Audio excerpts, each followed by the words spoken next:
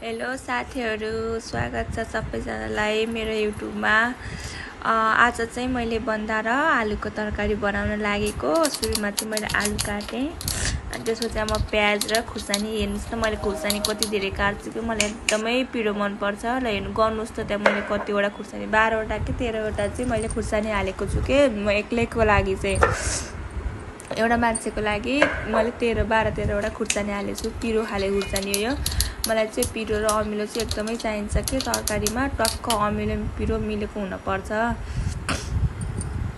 अनि मैले चाहिँ फेरि अब सबैको आफ्नो आफ्नो बनाउने तरिका हुन्छ। मैले चाहिँ तरकारी धेरै जस्तो मैले कुकरमा बनाउँछु। अनि जे तरकारी हो त्यही अनुसारको सिटी लाउने। अब गेडागुडी छ भने धेरै सिटी लाउने, अब काउली बन्दा छ भने 1 सिटी 2 सिटी या कति सिटी लाउने हो त्यही अनुसारको हुन्छ नि त। मैले चाहिँ जिरा धनियाँ मेथी सबै फुराएँ, त्यसपछि प्याज हालेँ। प्याज रातो भएपछि अनि मैले अब त्यो खुर्सानी पनि हाल्छु त्यसैमा। अब मैले त्यो पिरो हाले खुर्सानी पनि हालेँ कि अब कति चाहिँ पिरो होला कि म एउटै, तर मलाई चाहिँ पिरो चाहिँ मनपर्छ। त्यसपछि मैले आलु हालेँ अनि टमाटर हालेँ अनि पालो लसुन र अदुवा थिच्ने, अब सिलौटोमा थिचेर अनि मैले चाहिँ तरकारीमा हाल्ने गर्छु। मलाई चाहिँ अदुवा हालेको तरकारी एकदमै मनपर्छ। आफ्नो तरिका हुन्छ पकाउने चाहिँ। म चाहिँ यसरी नै बनाउँछु। सिलौटोमा थिच्दाखेरि फेरि उछिटिन्छ क्या, पर डाँडै काट्ने गरी उछिटिन्छ र रिस उठ्छ मलाई चाहिँ फेरि।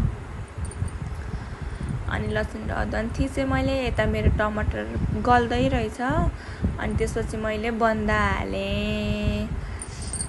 बन्दालाई नि एकछिन छोपेर गलाएँ। अनि ओहो गर्मी त कति हो यो चितवनमा भनेर यसो बाहिरतिर भ्यू हेर्न निस्के साथीहरू। यो चाहिँ मेरो घर वरिपरिको भ्यू हो, कति राम्रो छ हेर्नुहोस् न। घाम डुब्ने बेला हुन लाग्यो, घाम पनि देखियो थिएँ, घाम डुब्ने बेला हुन लाग्यो। तर रमाइलो छ क्या माथिबाट हेर्दाखेरि होइन। अनि अब भित्र आएर हेरेको गलिसकेको रहेछ बन्दा पनि। अनि मैले बेसार हालेँ अनि नुन पनि हालेँ मैले त्यसैमा। फेरि चलाएर फेरि एकछिन छोपेर फेरि बाहिरतिर गएँ हेर्न। फेरि अनि बाहिर आएर भित्र आएर मसला हालिदिएँ मैले। अनि त्यसपछि अघि थिचेको अदुवा र लसुन पनि त्यसैमा हालेर अनि एकछिन चलाएर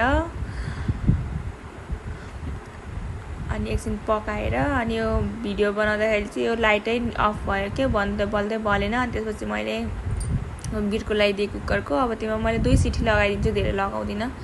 बन्दा हो होइन, 1 सिटी या 2 सिटी त्यति सिटी लाग्दैन गरी मेरो उपति हेर्नु र चामल भिजाउँछु भनेर लाग्यो। यता चामल छरपस्टै भयो। फेरि काम बढिहाल्यो गर्मीको बेलामा।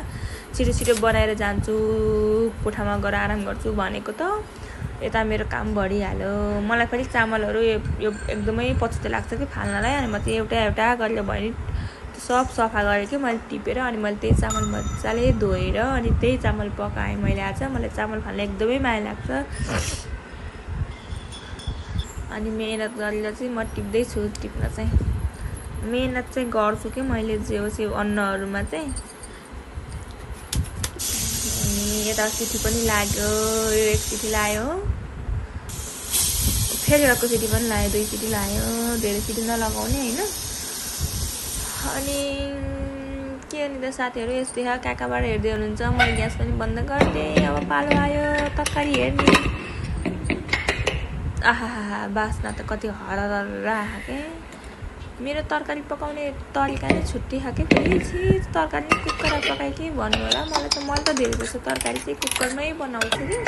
अनि यसो आलुलाई यसो खुडखाड गर्दैछु। आलु खुडेको चाहिँ मलाई एकदमै मनपर्छ। आलुको चौटा भन्दा पनि मलाई चाहिँ आलु खुडेर ग्रेभी टाइपको बनाएको एकदमै मनपर्छ। अनि मैले भाँडामा खनाएँ त्यो कुकरमा। मैले फेरि भात बसाल्न पर्छ।